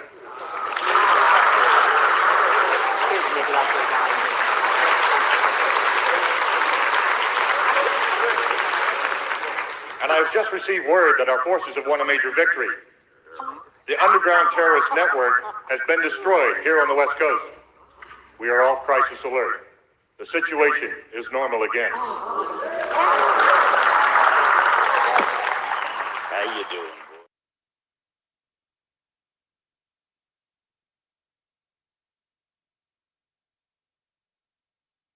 Your underground thing was destroyed. They got it. That was the resistance, wasn't it? Yeah, that was the resistance, right? And then they got it fixed. And then we showed the, I think it was on the live chat in the morning, we showed the Subtropolis, right? The underground, they have many in almost every state. They go clear across the terrain, across the country, high-speed railroad, tons and tons of food, cars, vehicles, trains, boats, you name it, all in there. And Subtropolis was mined by the Hunt family, Lamar Hunt, that owns the Kansas City Chiefs. Yes, and he that's his. Yeah, so go look at the Hunt family too. Go to Watts Water, type in the Hunt family, read about him. So yeah, they have full operations down there. They have restaurants, they have McDonald's, they have Starbucks, you name it. It's all down there. So Elon Musk details Doge's most shocking discoveries and why AI is key to solving the debt crisis, right? That's the nature of the scam. It's a bank shot. So then the rebuttal from the Dems is like, oh, well, the vast majority of the people who are marked as live in the Social Security Administration weren't receiving Social Security Administration payments. That is true. What they forgot to mention is they're getting fraudulent payments from every other government program. And that's why the Dems were so opposed to turning off, to declaring someone dead who was dead, because it would stop the entire all the other fraud from happening. And so, but all this, is it trackable? Like all this other fraud, It's if totally they wanted trackable. to, they could chase it all down. Yeah, it's not even hard. And yet they're opposing chasing it all down. They're opposing chasing it all down because it turns off the money magnet for the illegals. Yeah. Wow. Yeah. Because it's very logical to like, like I'm saying the most common sense things possible. If someone's got a birthday in Social Security that is an impossible birthday, meaning they are older than the oldest living American or were born in the future, then you should call them and say, excuse me, we seem to have your birthday wrong, because it says that you're 200 years old. That's all you need to do. And then you would remove them from the Social Security database and make that number no longer available for all those other government payments. Exactly. Wow. And how much money are we talking? It's hundreds of billions of dollars. And this is all traceable. Like you could hunt all this down. Like you don't need to be Sherlock Holmes here. Is what I'm saying. Well, we don't need to call Sherlock Holmes for this one. Is this part of the? We just need to call the person. Is this and say, excuse me, we seem to have the we must have your birthday wrong because it says you're 200 years old or were born in the future. So could you tell us what your birthday is? That's all you need to do. It's that simple. But all these other government payments that are available that are connected to the Social Security number, it seems like if you just chased that all down, you would find the widespread fraud. You would find where it's going. Yes, but the root of the problem is the Social Security Administration database, because the Social Security number in the United States is used as a de facto national ID number. You know, that's why, like, if the bank always asks for your social, so like, any financial institution will ask for your Social Security number. It sounds so insane that this isn't chased down. I mean, Yeah, I agree. That I mean that in and of itself that's such mishandling. Yes. No, it's mind blowing. So yeah, it's crazy. Well, you were. No.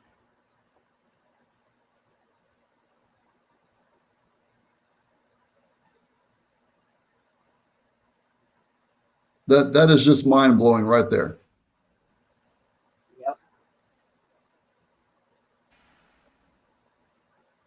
And but does it really take AI to do something like that? To call and verify, or somebody's getting paid Social Security money to an account and they're 200 years old? So is that what it is? Is that where the fraud is? They weren't clearing the things, they were still paying them? Yep. Damn. They didn't even have Social Security back then. They would have to have applied for Social Security when it first started. Like,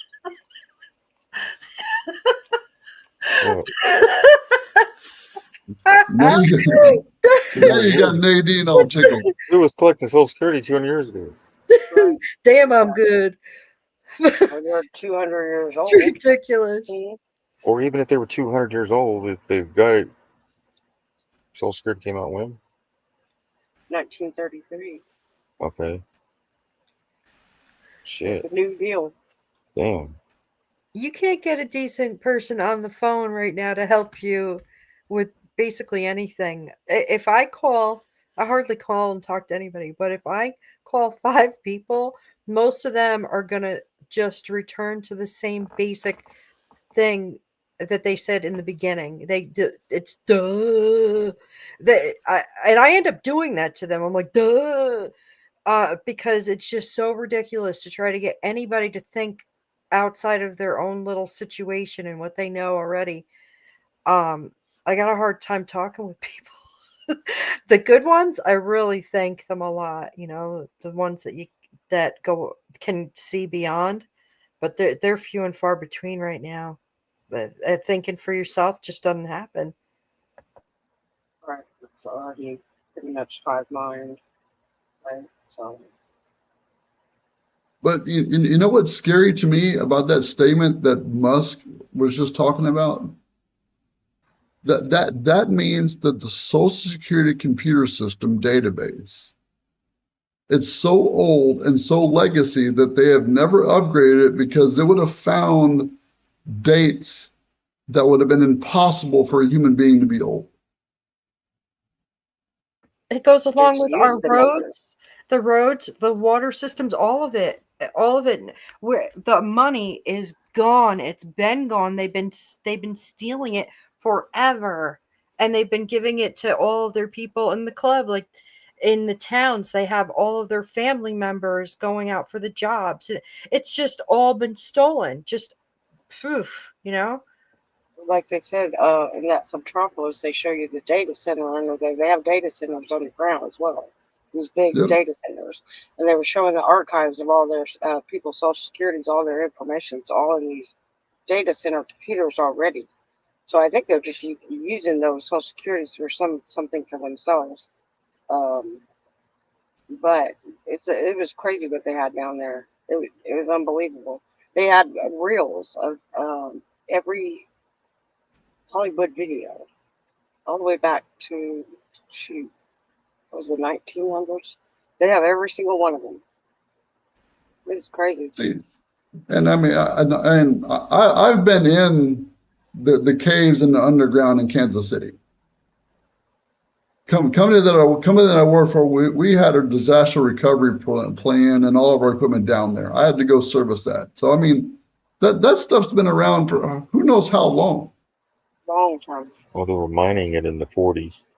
Allegedly, it might have been even before that. They needed it for the limestone, but what it looks like to me is it was meant for what they have now. Yeah, it's for them. So that's what the plan was. Because They go underground, and then whoever's left on top. because Lamar Hunt said he found some abandoned mines that the Hunt family mined. Right. But this has been done before. Right. The indigenous talk about the people that went underground before. They called them the ant people. Like Right. Motorola. Because when they came out, they hadn't seen sunlight. They looked like ants. So they go underground when something happens. But there were survivors each time. And they were surprised when they came back up, there was people still around. Like roaches. Right.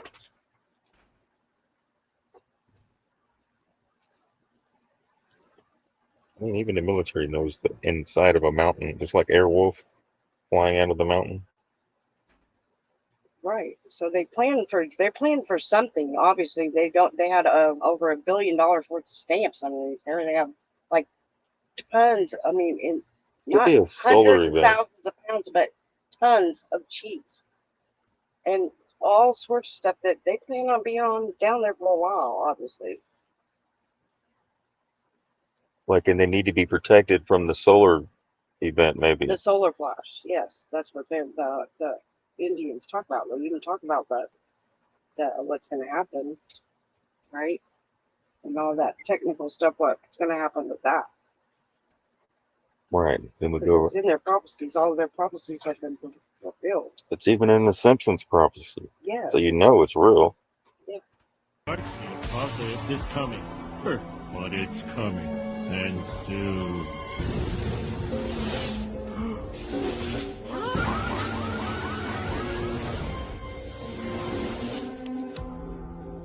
An EMP? You know what that means? Hand scissors.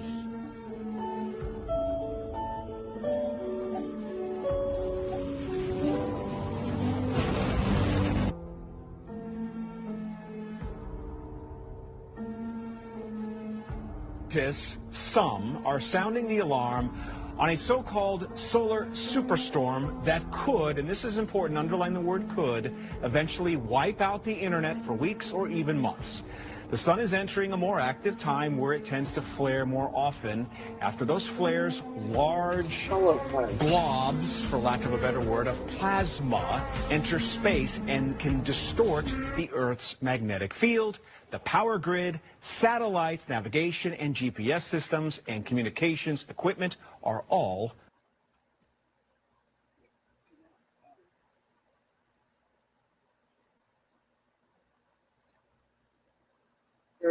We shared a video yesterday. What's that guy's name? Dreamers or Dream Space? I'll have to find it, but it talks about the solar events, the plasma events, and how they have it recorded. There's a book it's like super old, like you can't even get a hold of it. It was like the elites have it, but they plan for these things because they know when these things are going to happen. They're saying that that's what what happened during Atlantis and several other resets. It's these solar events. They call them plasma events. And that's why they have drawn on the side of the caves. Yeah. On the side of the walls, it looks like the side of a basketball, like a man standing there with his legs down and his arms up. Right, that's when they know The it's going torus to happen. filled with a plasma. Yeah, it's going to take out all electronics. That's why they're trying to rush. They're trying to beat this. Bullshit. But who's doing the plasma thing? Right, the creator for a reason. Right, it's kind of like they're trying to rebuild the Tower of Babel, which Tower of Babel was. They were doing the same thing, trying to get all the knowledge, which is forbidden. That's why you seen in a video of Walter Cronkite, they were using the computer to try to compete with the human mind, or actually better, to get the knowledge so that they can advance their future. Yeah, because they were trying to tap into the heavens, that forbidden knowledge you're not supposed to be tapping. They bit the apple. That's why you're Get the Apple phones. Yeah, it's happened many times. They keep trying to do it.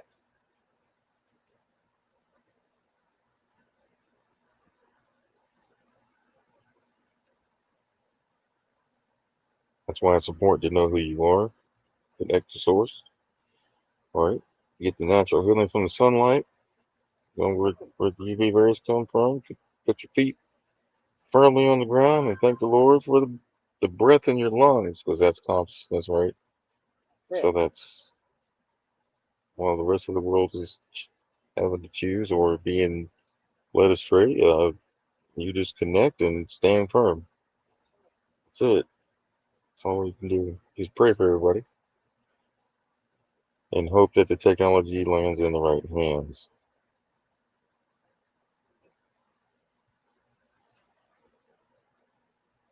Because I don't think there's no stopping it. So I'm looking back at the progression of what got us here, and there was no stopping it then either. That's right. No, nothing gets stopped that. Nothing gets stopped what's coming. Right? They have their coming that's coming, and God has his. Right.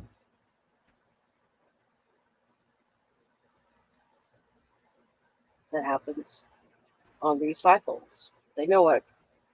They know in these alignments and all what's going to happen. They prepare. That's why they have these underground cities. They don't do that for nothing.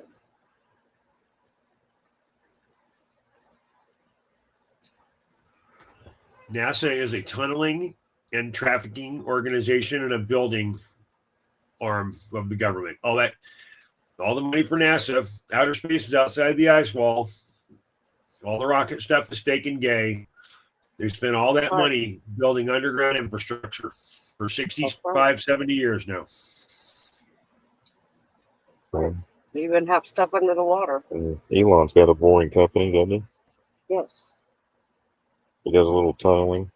He has complexes underneath the ocean too, as well. That's what the Terramar was with Maxwell. The submarines. They have a whole infrastructure under this. I think one day you won't have to fly to the UK. You'll be able to drive in a tunnel.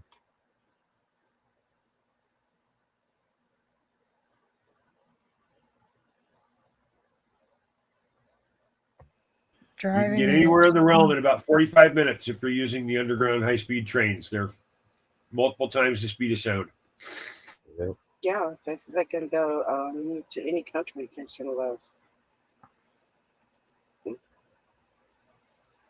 Any country.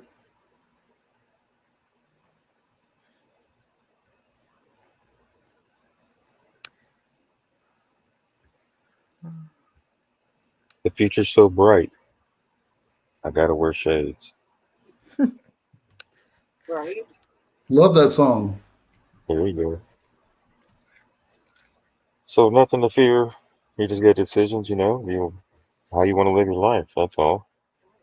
And you have that free will, and you have the power to make whatever decision you want to make for what's best for you and your family and their futures. Think about 7 generations ahead instead of just the here and now. Not saying that, because it's the system's always going to be there, whatever this is. Just, for some people, it's going to be heaven on earth. You know what I mean? It really is. So just think about that. Your perception is, and how you see things, the world, and uh, is different from what others see, right? Everybody wants something different. Their heaven, my heaven is different from someone else's heaven.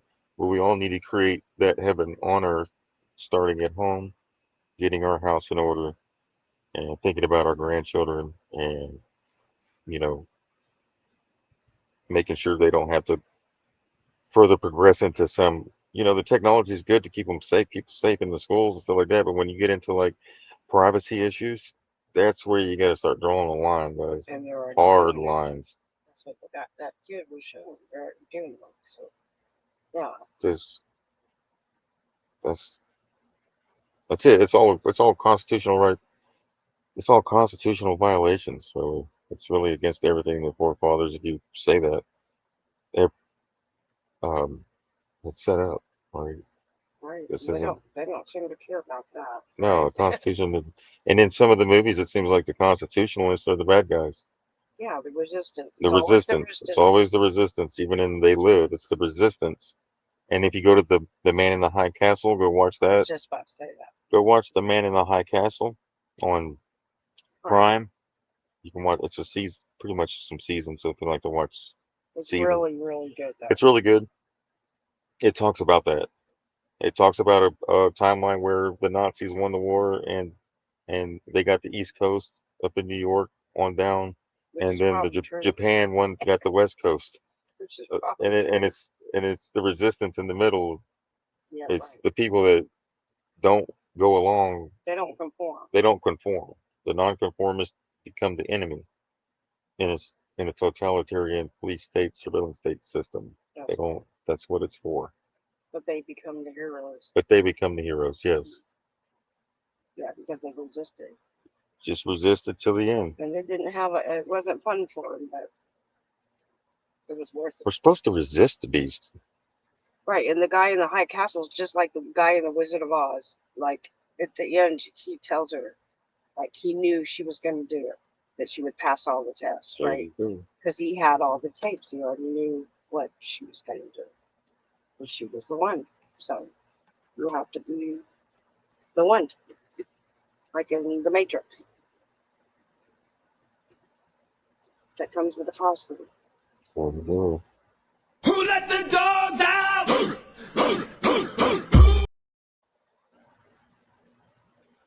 that's it, folks. Let them out. Let them out. And tonight's show was fire, everybody. Another good show. Also, please check the description. The links in the description below. We have a few things going on. We got Alexa Rolls, fundraiser, GoFundMe, in our links below if you want to help her out. I'm also going to be talking more about that tomorrow morning and tomorrow with Alexa Roll. Also, we'll be doing the morning chat as usual, where we have an open mic. You never know where the conversations may go, but we really greatly appreciate everybody that is a part of that every morning with us and joins us and participates and opens the mic and drops it like it's hot. Like I really appreciate each and every one of you, no matter.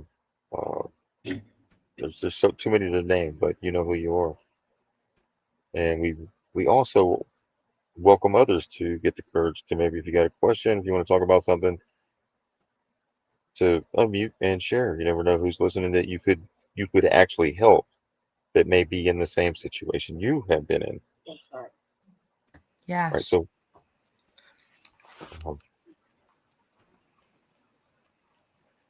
And on another note, Sheepdog, I know you guys have been, at least a lot of people within the Telegram chat have been doing movie nights. Do you have an idea what the movie of tonight is going to be? We're going to try to do upload. Upload. Last night they played They Live. Yes. They watched the movie They Live. Love it. Okay, I just want to just put that out there in case anybody else wants to jump in Telegram later and watch the movie with the group. I just put Wag the Dog in YouTube for free. Yeah, so the next one's Upload. Yeah, I think that's what they were saying they wanted to watch. We'll confirm that though. So they know when they're going to get uploaded. They're just preparing. To the cloud. Yeah, but it shows you because it's like crazy because they have like little coins above their head, like kind of like Bitcoin and digital currency. Yeah, and they can get anything they want, but yeah, it's crazy. Be mindful of the user agreements, and when you start clicking I agree to things, Right. moving forward, be more mindful of that. Read the 72 pages first. Read the 776,000 pages first. In legal, Especially on page 76, where you give up access to your camera and your microphone. in legal language.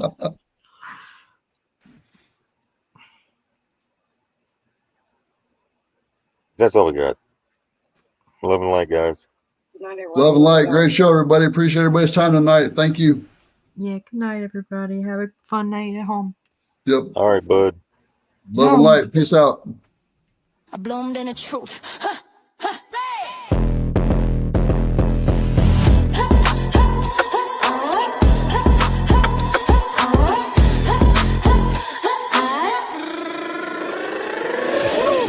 Hip-hop, you bounce, you bounce. Your hip-hop, you bounce, you bounce. Your hip-hop, your hip-hop, your hip-hop, you bounce.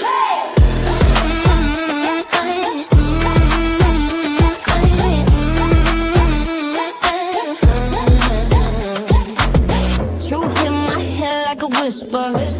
Very deep, no one saw it. I held the note before I knew it. Silent fires, I bring deposit. Rain came like grave, like grape. Rain came like grief, like grace. I didn't run, I let it trace.